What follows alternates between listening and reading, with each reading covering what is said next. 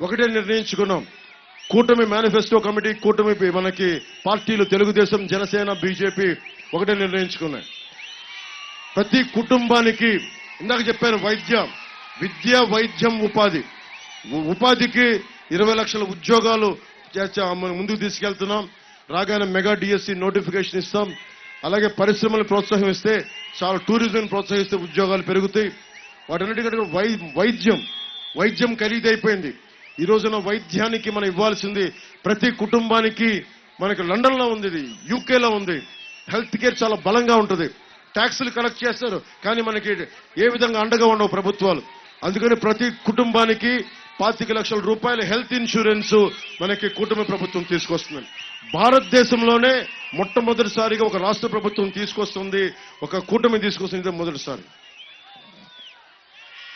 అలాగే సాగునీరు, ఎక్కడైతే సాగునీరు, ముఖ్యంగా నేను పోలవరం కానీ మిగతా నదుల అనుసంధానం కానీ ఉన్న ఇరిగేషన్ ప్రాజెక్టులు ఏదైనా కానీ బేసిక్ గా సాగునీటికి సంబంధించిన మొట్టమొదటి బాధ్యత కూటమి ప్రభుత్వం తీసుకునేది లాకుల మెయింటెనెన్స్, డ్రైనేజ్ మెయింటెనెన్స్, డ్రైనేజ్ ని పూడికలు తీయటం, పొలాల్లోకి మరుగునీరుని తిరిగి సరైన విధానంలో సముద్రంలో కలపడం. ఇవన్నీ చేస్తే ముందు చిన్న మినీ ప్రాజెక్ట్స్ కానీ ఇవన్నీ కూడా ముందు తొందరగా పూర్తి చేయటం. అలాగే పోలవరాన్ని పూర్తి చేస్తే, పోలవరం కోసం నేను ఒక ఆలోచన ఇచ్చాను. 30 వేల కోట్ల రూపాయలు పునరావాస కార్యక్రమానికి అవుద్ది. నేను ఒకటే చెప్పాను, 60 రూపాయల మందుని 200 రూపాయలకి ప్రజలు కొనగలుగుతున్నప్పుడు 40 వేల కోట్లు ఇసుకలోనూ 41 వేల కోట్లు మద్యంలో దోపిడీ చేయగలుగుతున్నప్పుడు 35 వేల కోట్లు ఎందుకు మనం రైజ్ చేయలేం? నా వంతు కృషిగా నేను ₹1 కోటి నేను అనౌన్స్ చేస్తే అందరూ పాపం పక్కనున్న ఎంపీ గారు కూడా చేశారు. నేను నిజంగా చెప్తున్నాను, మనసుంటే మార్గాలుంటాయి. ఈ దేశం బాగుండాలి, సమాజం బాగుండాలంటే పోలవరం పూర్తవుద్ది. పూర్తి చేసే బాధ్యత కూటమి ప్రభుత్వం తీసుకుంటుంది.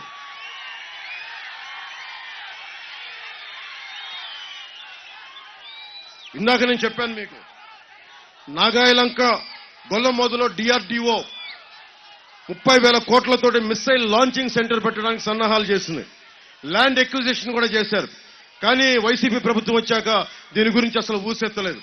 చుట్టుపక్కల ఎందుకు ఇది అవసరం అంటే, అక్కడ టెస్టింగ్ సెంటర్స్ మీరు అనుకోవచ్చు మనకేంటని, బోల్డంత ఇన్ఫ్రాస్ట్రక్చర్ కావాలి, ఇళ్ల నిర్మాణం కావాలి, స్థలాల రేట్లు పెరుగుతాయి, షాపులు కట్టుకోవచ్చు, షాపులు పెట్టుకోవచ్చు, ఉపాధి అవకాశాలు పెరుగుతాయి.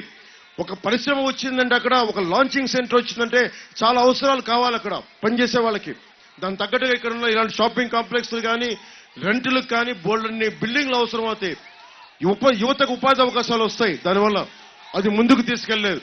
దానిని మన బాలశౌరి గారు ఆ DRDO 30 వేల కోట్లతో ఉన్న మిసైల్ లాంచింగ్ సెంటర్ కి ల్యాండ్ ఎక్విజిషన్ కూడా అయిపోయింది. కాబట్టి ఆయన ఎంపీగా బాధ్యత తీసుకొని దాన్ని ఇక్కడ తీసుకొచ్చే సన్నాహాలు ఆయనకి రెడీ చేస్తాను, మీకు ఈ సందర్భంలో తెలియజేస్తున్నాం. అలాగే తెలుగు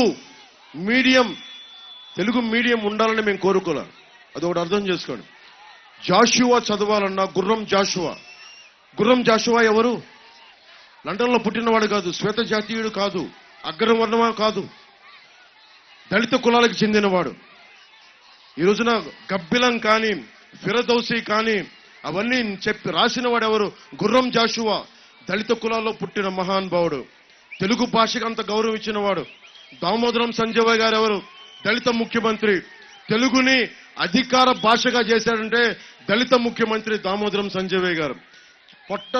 జగన్ కి కాపీలు కొట్టి కూర్చోబెట్టి శివశివాని పబ్లిక్ స్కూల్లో ఎగ్జామ్ పేపర్స్ రిలీజ్ చేసేవాడికి తెలుగు భాషలో ఉన్న మాధుర్యం ఏమర్థం అవుతుంది?